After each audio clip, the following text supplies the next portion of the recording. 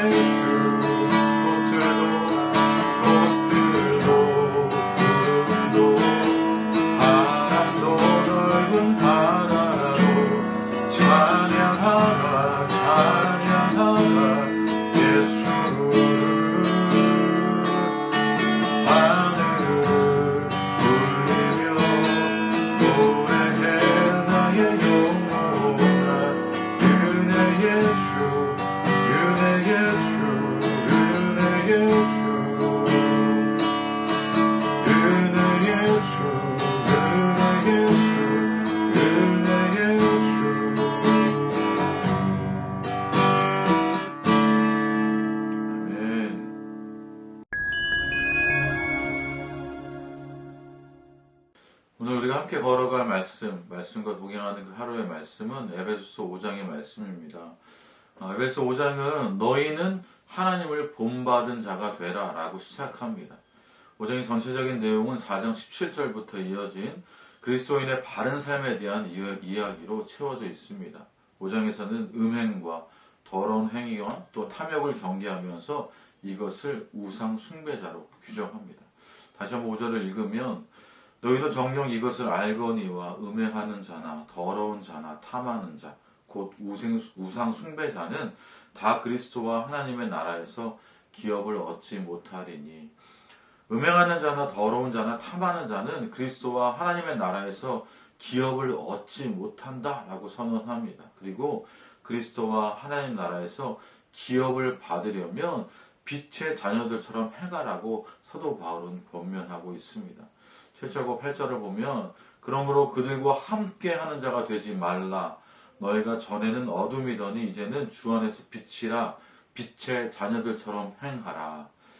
바울은 빛과 어두움을 대비시키므로 그리스도인들이 마땅히 행해야 할 것이 무엇인지를 분명히 말합니다.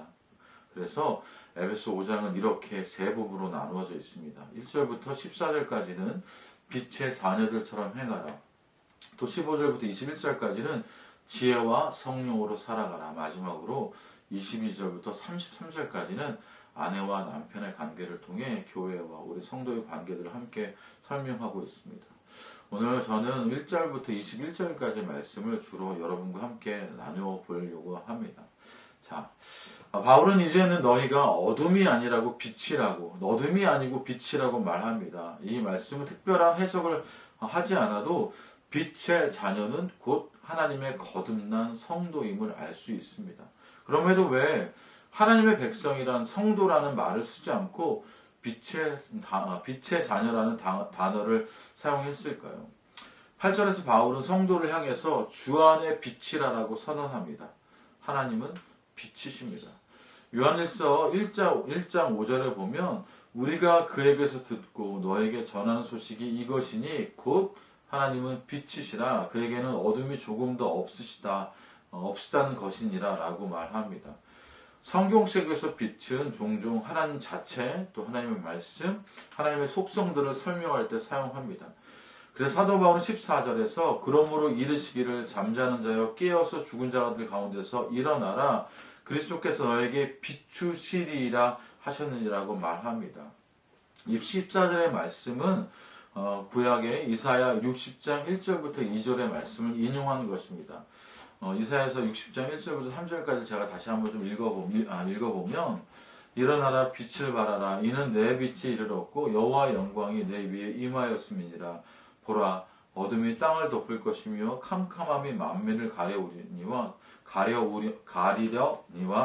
오직 여호와께서 내 위에 임하실 것이며 그의 영광이 내 위에 나타나리니 나라들은 내 빛으로 왕들은 비치는 내 광명으로 나아오리라. 이사야서의 말씀은 종말에 일어날 하나님의 구원에 관한 예언입니다. 바울은 이것이 그리스도를 통해 일어났다고 말하고 싶었던 것 같습니다. 즉 그리스도 안에서 거듭난 성도는 이사야의 예언이 성취된 것이라고 말합니다. 그렇다면 빛의 열매는 하나님의 백성과 성도들이 맺어야 할 삶의 열매임이 분명합니다.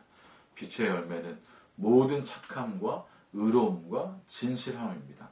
이 세 가지 특징은 하나님의 성품 가운데 드러나는 것입니다. 반대로 성도는 어두움을 버려야 합니다.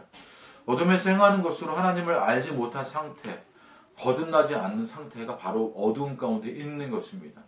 어둠은 앞서 언급한 대로 음행과 온갖 더러운 것, 탐욕을 말합니다. 이런 음행하는 자와 더러운 자, 탐하는 자는 우생 숭배자들은 하나님의 나라에서 기업을 얻지 못하니 하나님의 나라에서 기업을 얻으려면 저와 여러분은 빛의 자녀들처럼 숨쉬고 행동하고 살아야 합니다. 빛의 자녀로 살아가는 것, 그것은 우리 성도 믿는 자들에게는 당연한, 마땅히 그래야 하는 것입니다. 그런데 문제는 그렇게 하고 싶어도 그렇게 하지 못한다는 것입니다. 그래서 사도 바울은 그런 우리의 약함을 알고 우리를 이렇게 안내합니다. 15절부터 17절을 읽으면 그런즉 너희가 어떻게 행할지를 자세히 주의하여 지혜 없는 자 같이 하지 말고 오직 지혜 있는 자 같이 하여 세월을 아끼라. 때가 악하니라. 그러므로 어리석은 자가 되지 말고 오직 주의 뜻이 무엇인지를 이해하라. 지혜 없는 자 같이 하지 말고 지혜 있는 자 같이 하라고 권합니다. 지혜로운 자의 삶은 세월을 아끼는 삶입니다. 다시 말하자면 하나님의 심판이 가깝기 때문에 항상 하나님 앞에서 살아가는 것처럼 코람되어 하나님 앞에 살아가는 것처럼 살아가라는 뜻입니다. 신학적 용어로는 종말론적 신앙을 말합니다. 인류의 역사도 종말을 맞이하게 될 것입니다. 또한 각 사람의 인생도 종말을 맞이하게 될 것입니다. 역사적 종말과 개인의 종말 사이에 이 간극 속에서 날마다 하나님 앞에서 거룩하고 순결하게 살기를 다짐하고 또 다짐하는 것입니다. 이것이 세월을 아끼며 살아가는 지혜로운 지혜자의 삶입니다. 그리고 이어서 18절에 우리가 아주 잘 아는 구절이 등장합니다. 18절 술 취하지 말라 이는 방탕한 것이니 오직 성령으로 충만함을 받으라. 사도 바울은 술 취하지 말라 이는 방탕한 것이니 오직 성령의 충만함을 받으라고 권면합니다. 이곳에 방탕이란 단어가 등장합니다. 다시 어제 나눈 말씀, 요즘 함께 읽었던 말씀 4장 19절로 돌아가면 그곳에서 사도 바울은 이렇게 말합니다. 그들이 감각 없는 자가 되어 자신을 방탕에 방임하여 모든 더러운 것을 욕심으로 행하되라고 말했습니다. 방탕은 육신의 욕망을 따라 사는 삶을 말합니다. 날마다 하나님 앞에 거룩하게 살기를 다짐하며 절제하고 근신하는 것이 아니라 자신의 마음이 가는 대로 쾌락과 탐욕을 따라 사는 죄된 삶, 어둠의 삶을 말하고 있는 것입니다. 이것이 방탕한 삶입니다. 그런데 이 방탕함이 어디에서 오는가? 그것이 바로 술 취함이라는 것입니다. 이 술 취함에 대해서 20세기에 아주 유명한 위대한 강해 설교자 마틴 로이드 존스 목사님은 이것을 이렇게 설명합니다. 여러분 제가 읽어볼 테니 여러분 잘 들어주십시오. 술 취한다는 것은 우리가 술의 영향력 또는 통제력 하에 있다는 것입니다. 술에 취한다는 것은 우리의 기능들, 우리의 마음, 우리의 감정, 우리의 의지, 우리의 행동이 모두 다른 영향력 하에 있다는 것입니다. 그 사람이 마신 이것이 이제는 말하자면 그를 통제하고 있는 것입니다. 적어도 그것이 우리를 보통 그것에 대해 생각하는 방식입니다. 그것이 성령의 충만함을 받는 것의 의미를 이해하도록 돕기 위해 성경 자체가 사용하고 있는 예증입니다. 하지만 그와 똑같은 것을 시사할 또 다른 몇 개의 유추들을 여러분에게 말씀드리고자 합니다. 예를 들어 우리는 종종 활력이 넘치는 것에 대해 말합니다. 또는 어떤 사람은 어떤 순간에 정말 어떤 곳으로 충만하다고 말합니다. 예를 들어 어떤 사람은 아마도 여름 휴가를 외국에서 보내려고 생각하고 있을지도 모르며 그러면 우리는 그가 정말 그 생각으로 가득 차 있다라고 말합니다. 이 말은 그가 분명 이 생각에 사로잡혀 있다는 의미입니다. 그를 만날 때마다 그는 여름 휴가에 대해서 말합니다. 그는 그것으로 충만해 있는 것입니다. 마찬가지로 우리는 어떤 생각으로 가득 차 있는 것, 어떤 관심으로 가득 차 있는 것, 심지어 어떤 사람으로 가득 차 있는 것에 대해 말합니다.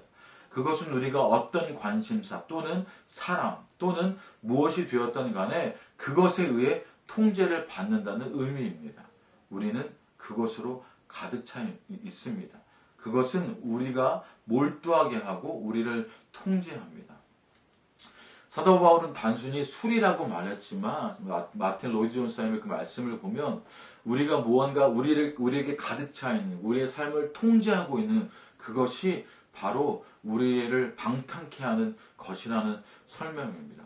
우리가 성령에 취하지 않고 우리가 성령에 통제받고 있지 않고 우리가 성령 이외에 다른 것, 그게 술일 수도 있고요. 탐욕일 수도 있으며 우리의 욕심일 수도 있고 개인적인 생각일 수도 있습니다. 그것에 우리가 취해 있다면 우리는 방탕한 삶으로 탐욕과 음행과 더러움이 우리의 삶을 갖게 되어 우리가 빛의 자녀들로 살지 못하고 어둠으로 살 수밖에 없다고 성경은 말하고 있는 것입니다. 사랑하는 성도 여러분, 저와 여러분은 지금 어디에 취해 있습니까? 성령에 취해 있어서 성령으로 가득 차 있어서 우리의 삶이 성령의 운행하심으로 성령의 운행 가운데 함께하고 있습니까? 아니면 탐욕과 더러운 생각, 음행들이 우리 안에 가득 차 있습니까? 그것을 오늘 함께 돌아보는 일들이 있었으면 좋겠습니다. 그리고 우리가 술 취하지 않고 우리가 다른 것에 취하지 않고 성령에 취해 있을 때 성령의 충만함을 받을 때 그때에 이러한 일들이 일어난다고 사도 바울은 계속해서 5장의 말씀을 통해서 말하고 있습니다.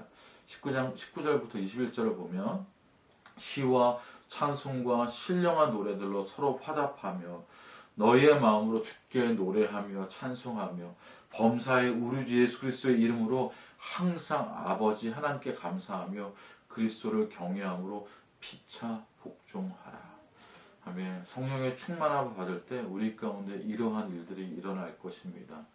사랑하는 성도 여러분, 이 시간 함께 우리 기도하며 나아갑시다. 주님, 우리에게 빛의 자녀들로 살기를 원하십니다. 가르쳐 주셨습니다. 우리가 술 취함으로 방탕한 가운데 탐욕과 음행과 더러움으로 사는 사람들이 아니라 빛의 자녀들로 살 수 있도록 성령의 충만함으로 우리가 오늘도 그렇게 살아갈 수 있도록 성령님 우리 가운데 임재하여 주시옵소서. 우리가 다른 것을 바라는 것이 아니라 오직 성령의 충만함을 바라며 살아가는 오늘 하루가 그리고 내일이 될 수 있기를 소망하며 함께 기도했으면 좋겠습니다. 또한 이 시간 함께 기도할 때 우리의 다음 세대들이 정말로 성령의 충만함으로 빛의 자녀들로 살 수 있도록 여러분들 우리 다음 세대를 위해서도 함께 기도해 주시기 부탁드립니다. 이 시간 그렇게 함께 기도하며 나아갑시다.